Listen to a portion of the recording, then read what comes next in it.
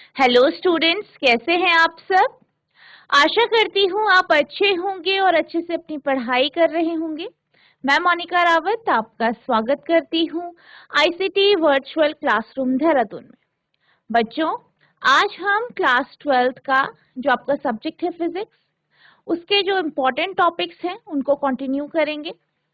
तो बच्चों, पिछले लेक्चर में हमने गॉस की एप्लीकेशन यानी गॉस प्रमेय के अनुप्रयोगों को हम पढ़ रहे थे, जिसमें हमने एक अनुप्रयोग कंप्लीट कर लिया था, जिसमें हमने एक चार्ज वायर यानी आवेशित तार के कारण जो इलेक्ट्रिक फील्ड जो इसके कारण उत्पन्न होगी उसका फॉर्मूला क्या होगा ये हमने जाना था। आई होप आपको ये टॉपिक समझ में आया होगा। इसके बाद मैंने जो है नेक्स्ट जो टॉपिक था उसका आपको थोड़ा सा जो है ओवरव्यू दिया था। इसी टॉपिक को हम आज कंटिन्यू करेंगे। तो बच्चों, अब हम चलते हैं अपने स्मार्ट बोर्ड की तरफ। तो बच्चों, जो हमारा टॉपिक है आज का वो ये है, electric field due to infinite plane sheet, आवेशित अनंत समतल चादर के कारण विद्युत क्षेत्र। तो बच्चों, जैसे कि मैं लास्ट लेक्चर में बात कर रही थी कि यहाँ पे हमारे पास क्या है, एक प्लेन शीट है जो कि आवेशित है। ठीक है, एक चादर है जो कि आवेशित है। मान लेते हैं कि इस पे क्या है, पॉजिटिव चार्ज। ठीक है, इस पे कौन सा आवेश है, धनात्मक आवेश है, पॉजिटिव चार्ज है। अब इस शीट का एक छोटा सा हम एरिया ले लेते हैं। ठीक है, ये आपका क्या है, एक एरिया है, और इस एरिया पर, इस क्षेत्रफल पर हम जो इलेक्ट्रिक फील्ड जो है उसको हम कैलकुलेट करें। तो मान लीजिए कि आपके पास जो ये एक छोटा सा एरिया है, ठीक है, ds। ठीक है, तो इसके जो इसके कारण जो आपका गॉसियन सरफेस होगा, ठीक है, वो सिलेंड्रिकल शेप का होगा यानी बेलनाकार होगा।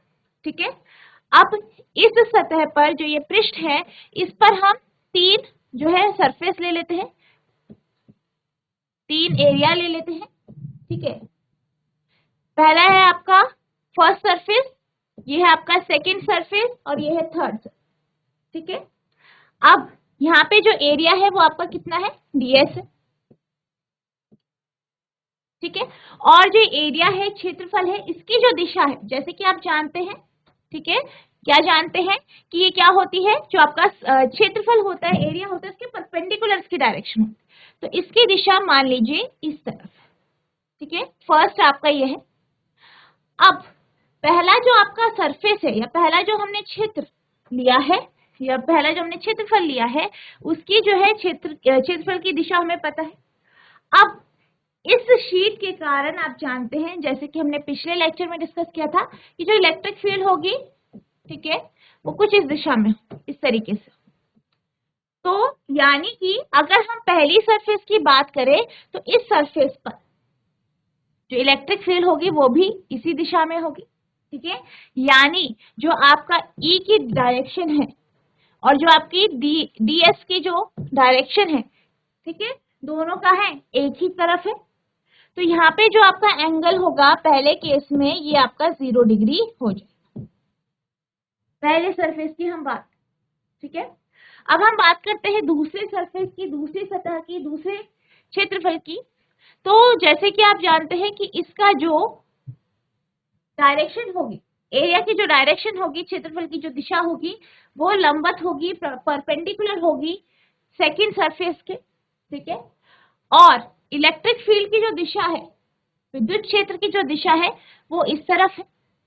तो आप देख सकते हैं कि इन दोनों के बीच में जो कोण बन रहा है या एंगल बन रहा है वो 90 डिग्री का बन रहा है। यानी सेकंड सरफेस के लिए थीटा की जो वैल्यू होगी वो आपकी 90 डिग्री यानी 90 डिग्री हो। अब हम लेते हैं इस गॉसियन सरफेस की तीसरी सतह, जो हमने तीसरी सतह मानी है।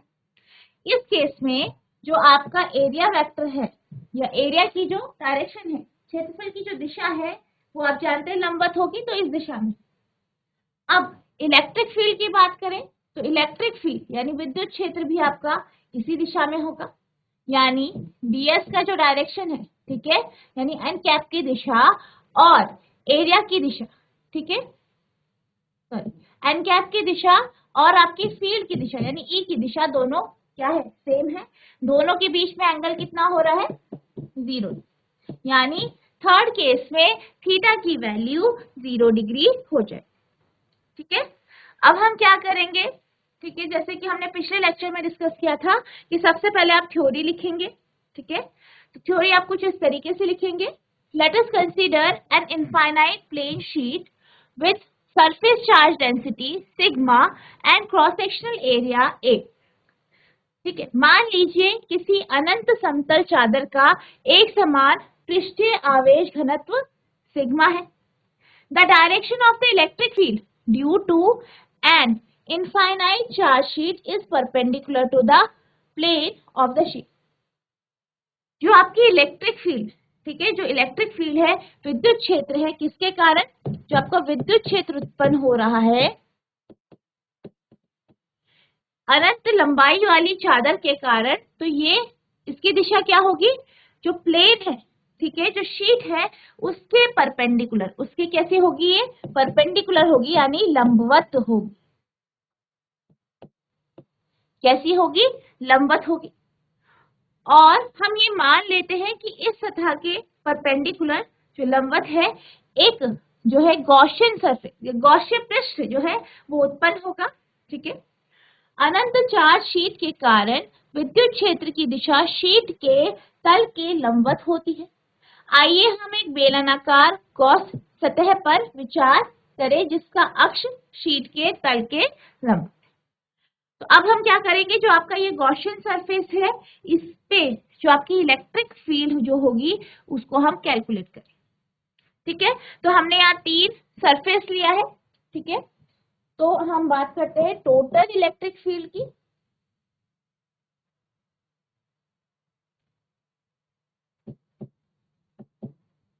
टोटल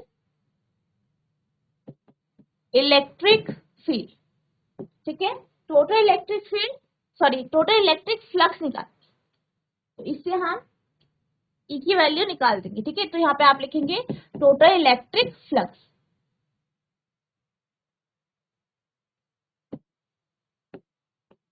ठीक है, जिसे आप फाई ई से डिनोट करते हैं। तो आप ये जानते हैं कि फाई क्या होगा, close integral E dot D S.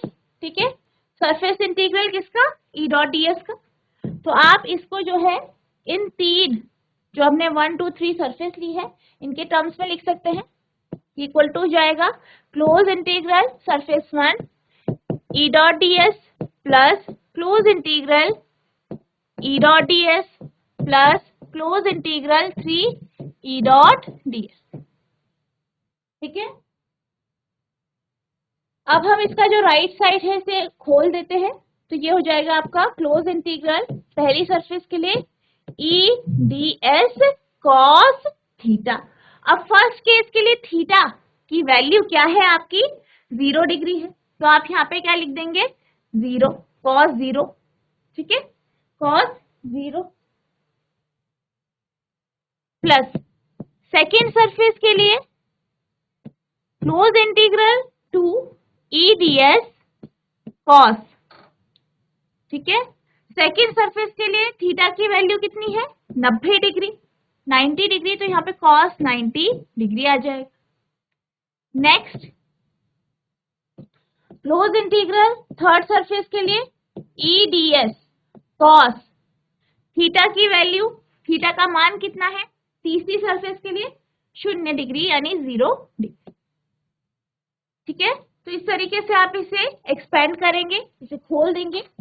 Next आप अब कॉस थीटा की वैल्यू रखें। ठीक है, तो पहला जो है close integral 1 E D S cos 0 का मान कितना होता है, आप जानते हैं कॉस 0 का मान कितना होता है, 1 होता है, तो यहाँ पे आपका 1 आ जाएगा। नेक्स्ट है close integral surface second E D S cos 90 का मान कितना होता है, कॉस 90 आपका 0 डिग्री हो, तो यहाँ पे आप 0 लिख देंगे। Next close integral third surface के ई डी एस कॉस 0 का मान कितना होता है, कॉस 0 का मान आपका 1 होता है, तो आप यहाँ पे 1 लिखते हैं।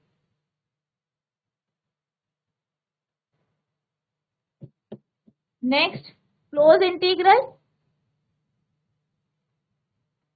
पहला आपका 1 से मल्टीप्लाई होगा, तो ये आपका close integral 1 EDS as it is आप लिखते।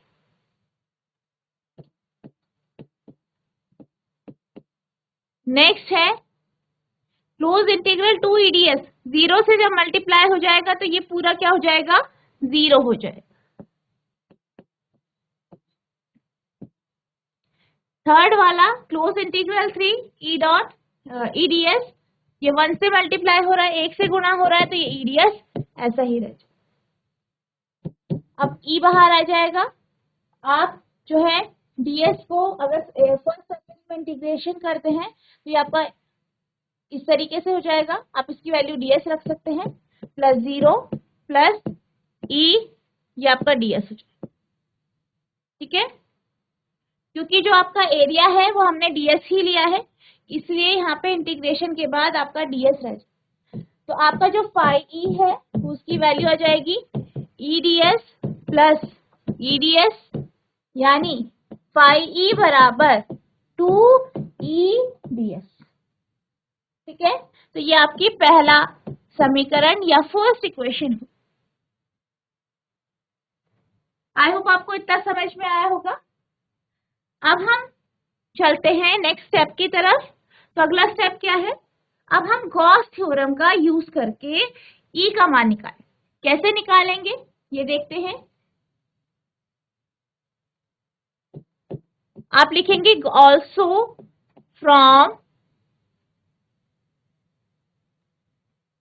गॉस थ्योरम, यानी जो गॉस प्रमेय है उससे आपको क्या पता है, इसका फॉर्मूला आपको क्या पता है कि जो फाई होता है या फाई E आप ले रहे हैं वो बराबर होता है जितना चार्ज इस सरफेस पे इनक्लोज हुआ है, यानी Q अपॉन एप्सिलॉन नॉट। ठीक है, तो ये आपकी क्या हो गई, सेकेंड इक्वेशन यानी दूसरा समीकरण।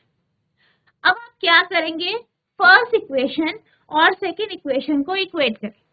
तो आपके पास आ जाएगा फ्रॉम इक्वेशन 1 and 2,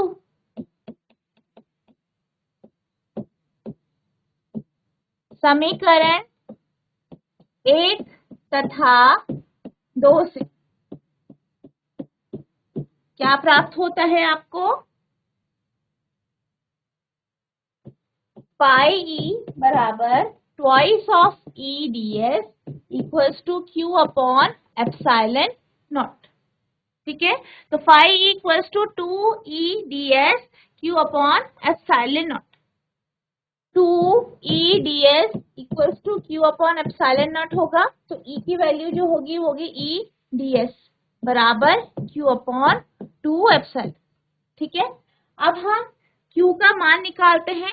यहाँ पे हमने कैसी सरफेस ली है, 2 डायमेंशनल सरफेस को हम यहाँ पे ले रहे हैं। ठीक है, तो जो आपका ये शीट है, ठीक है शीट है, तो यहाँ पे हम सरफेस चार्ज डेंसिटी को यानी पृष्ठ आवेश घनत्व को लेंगे। तो ये जो चार्ज अगर आपका Q है, ठीक है Q है, तो यहाँ पे जो आपका सरफेस चार्ज डेंसिटी की वैल्यू आएगी वो आएगी सिग्मा बराबर Q अपॉन DS, यानी Q का मान क्या आ जाएगा, सिग्मा DS।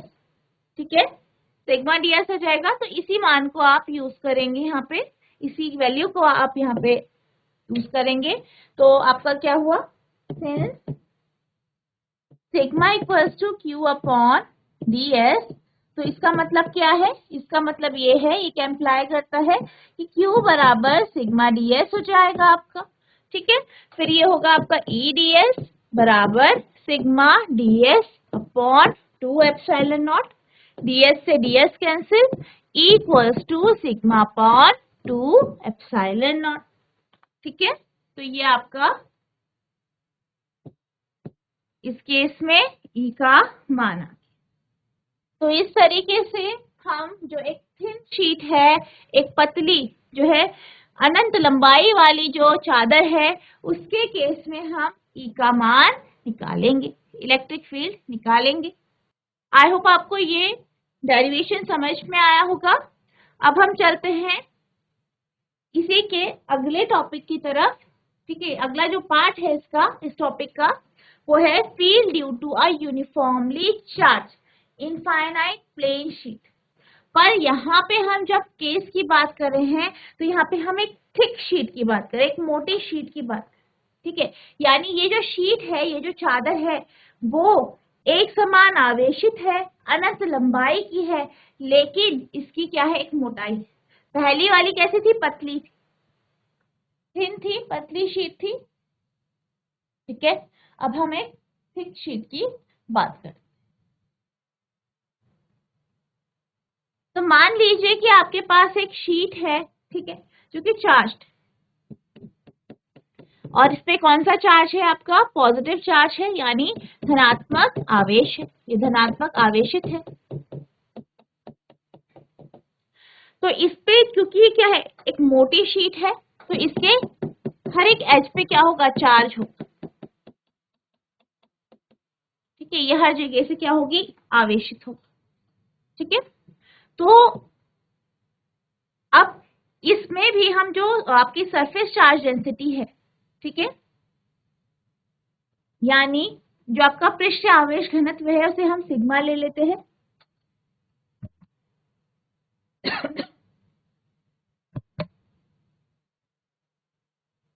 अब हमें जो इलेक्ट्रिक फील्ड निकालनी है वो इस पॉइंट पी पे निकालनी है। ठीक है, इस पॉइंट पी पे हम इलेक्ट्रिक फील्ड निकालेंगे, ई का मान निकालेंगे। तो सबसे पहले आप लिखेंगे, let us consider an infinite plane sheet with surface charge density sigma and cross sectional area A. यानी मान लीजिए कि आपके पास एक अनंत जो है समतल चादर है, जिसका जो पृष्ठीय आवेश घनत्व है वो क्या है, सिग्मा है, और क्षेत्रफल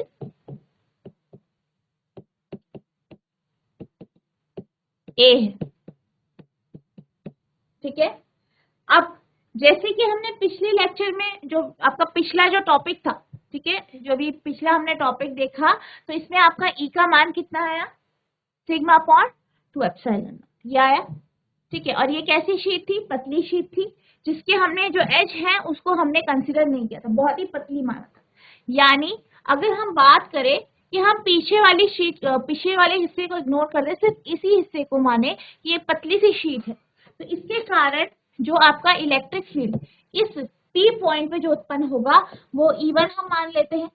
ठीक है, तो अगर हम E1 की बात करें, E1 की बात करें, जैसे कि हमने अभी फॉर्मूले में देखा था, तो इसकी वैल्यू कितनी है, एक इनफाइनाइटली लॉन्ग शीट के लिए, एक अनंत लंबाई वाली जो है आवेशित चादर के लिए, सिग्मा अपॉन 2 एप्सिलॉन। ठीक है, ये आपकी फर्स्ट इक्वेशन। अब हम मान लेते हैं कि जो दूसरा सरफेस है इसका, वो भी क्या कर रहा है, वो भी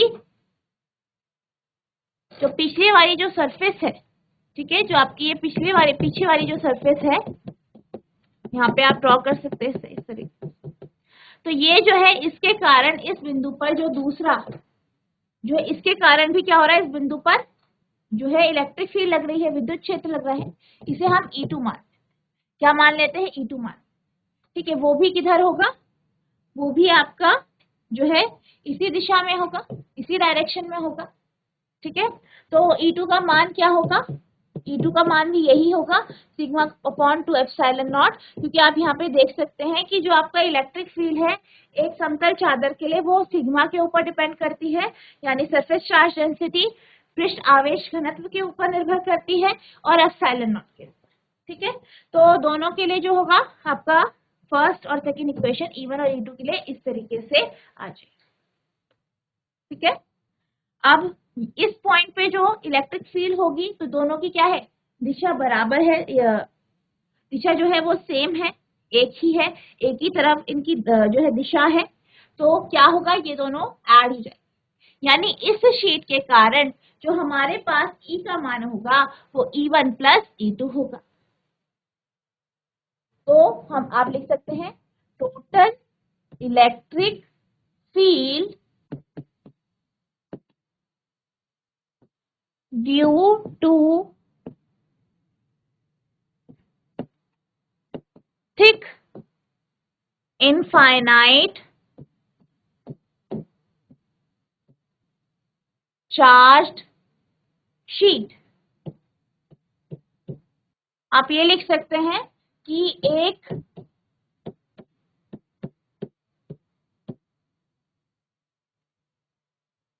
मोटी अनंत लंबाई वाली आवेशित चादर के कारण कुल विद्युत क्षेत्र equals to E1 plus E2। ठीक है, E1 प्लस E2। तो E1 का मान कितना है, sigma upon 2 epsilon not, plus दूसरा है सिग्मा अपॉन 2 एप्सिलॉन। तो ये हो जाएगा आपके पास 2 सिग्मा अपॉन 2 एप्सिलॉन नॉट या सिग्मा अपॉन एप्सिलॉन। तो E का मान कितना आ गया है, सिग्मा अपॉन एप्सिलॉन नॉट।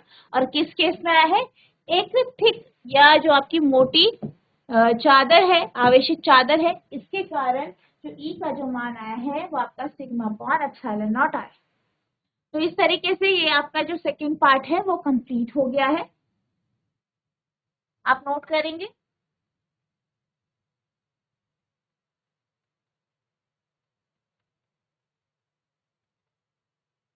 अब हम चलते हैं अपने अगले टॉपिक की तरफ। तो आपका जो अगला टॉपिक है, ये भी अगला जो है अनुप्रयोग है गॉस प्रमेय का, जो है field due to a uniformly charged thin spherical shell. एक समान आवेशित पतले गोलीय खोल के कारण विद्युत क्षेत्र। यानी इस केस में क्या है, आपके पास एक शेल है। शेल को आप समझ सकते हैं, यानी एक कवरिंग है, एक ऊपर का खोल है। ठीक है, गोल खोल है जो अंदर से कैसा है, खोखला है। और वो कैसा है, आवेशित है। ठीक है, यूनिफॉर्मली चार्ज है, एक समान आवेशित है। तो इसके कारण, इस खोल के कारण एक बिंदु पर जो आपका इलेक्ट्रिक फील्ड होगा वो कितना होगा, इसको हम डिस्कस करेंगे। तो इसमें आपके पास जो है 3 केस बनते हैं। पहला केस बनता है कि शेल के बाहर, ठीक है, शेल के बाहर या जो खोल है, गोलीय खोल है, उसके बाहर एक बिंदु है, वहां पर जो फील्ड है उसका मान निकालेंगे। दूसरा, इसकी सतह पर, इसकी जो सरफेस है उस पर या इसके पृष्ठ पर। और तीसरा, इस गोलीय खोल के अंदर। ठीक है, तो सबसे पहले हम लेते हैं फील्ड आउटसाइड द शेल, यानी जो ये शेल है, ये खोल है, इसके बाहर। ठीक है, तो मान लीजिए कि आपके पास एक गोलीय खोल है। ठीक है, आपके पास एक गोलीय खोल है और इसका जो त्रिज्या है, रेडियस है, वो कैसी है, कैपिटल, क्या है, कैपिटल आर। ठीक है, अब कैसी है, ये पूरी तरीके से चार्ज है, आवेशित है। और कैसा ये खोल है, एक शेल है। तो ऑब्वियस सी बात है कि इस पे यहाँ पे होगा चार्ज, इस तरीके से चार्ज इस पे क्या होगा, डिस्ट्रीब्यूट होगा, आवेश इस तरीके से यहाँ पे वितरित होगा। ठीक है, अब हम एक पॉइंट मान लेते हैं। मान लीजिए ये पॉइंट क्या है, पी पॉइंट।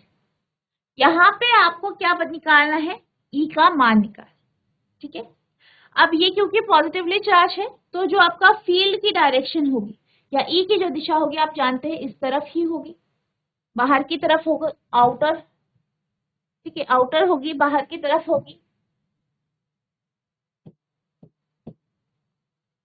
ठीक है, और ये जो हम पॉइंट मान रहे हैं यहाँ पे, ये जो एरिया है, इसको हम लेते हैं, यहाँ पे हम ई की वैल्यू निकालते हैं। तो ये जो एरिया है गॉस सरफेस में, ठीक है, जो आपका गॉसियन सरफेस है, यहाँ पे इसका जो एरिया है वो आपका क्या है, डीएस है। और इसकी भी जो दिशा होगी, यानी क्षेत्रफल की जो दिशा होगी, वो भी इसी तरफ। ठीक है, तो अब हम क्या करते हैं, ये आपने इतना समझ लिया। अब हम सबसे पहले थ्योरी लिखेंगे। Consider a point P outside the shell with radius vector r। यानी एक हम शेल मान लेते हैं। ठीक है, एक शेल मान लेते हैं, खोल मान लेते हैं, उसके बाहर एक पॉइंट P मान लेते हैं। और ये जो शेल है, ठीक है। इसका जो रेडियस वेक्टर है वो r है। जो खोल है उसके बाहर का जो रेडियस है, इसका जो रेडियस है उसे हम क्या मान लेते हैं, स्मॉल r मान लेते हैं। To calculate E at P, हमें क्या करना है, P बिंदु पर E को कैलकुलेट करना है। We have to take the Gaussian surface to be a sphere of radius r and with centre O। तो इसलिए हम क्या करेंगे, गॉसियन सरफेस लेंगे, गॉसिय पृष्ठ लेंगे, ठीक है। और इसका जो रेडियस होगा वो स्मॉल r होगा और सेंटर क्या मान लेते हैं हम, O मान लेते हैं। Passing through P, all points on this sphere are equivalent relative to the given charge configuration। और अगर हम बात करें हर एक पॉइंट की, तो ये कैसे है आपकी, इक्विवेलेंट है, ठीक है। खोल के बाहर का क्षेत्र, खोल के बाहर त्रिज्या सदिश r के साथ एक बिंदु P पर विचार करें। P पर E की गणना करने के लिए हम गॉसियन सतह को त्रिज्या r का एक गोला मानते हैं, ठीक है। और तो ये आपका जो बाहर का जो सरफेस है, इसे हमने क्या माना है, गॉसियन सरफेस माना है, जिसका रेडियस क्या है, r है। ये वाली जो सतह है इसकी बात की जाए, और केंद्र O के साथ P से होकर गुजरती है। इस गोले के सभी बिंदु दिए गए आवेशित विन्यास के सापेक्ष समतल। अब हम क्या करते हैं, हम यहाँ पे बात कर रहे हैं, यहाँ पे जो r है, ठीक है, जो गॉसियन सरफेस है उसका जो रेडियस है वो इस शेल के रेडियस से क्या है, बड़ा। तो यहाँ पे हम लगाते हैं गॉस थ्योरम, ठीक है, गॉस प्रमेय, यानी according to Gauss theorem. Gauss theorem से आप ये जानते हैं, क्या जानते हैं, कि जो आपका फाई ई होता है वो आपका क्यू अपॉन एप्सिलॉन नॉट होता है, ठीक है। और फाई का मान आप ये जानते हैं कि क्या होता है, surface integral E dot ds, ठीक है। ये फर्स्ट है और ये सेकेंड इक्वेशन है, पहला समीकरण दूसरा समीकरण। तो हमें पहले और दूसरे समीकरण से प्राप्त होता है, from first and second we gate,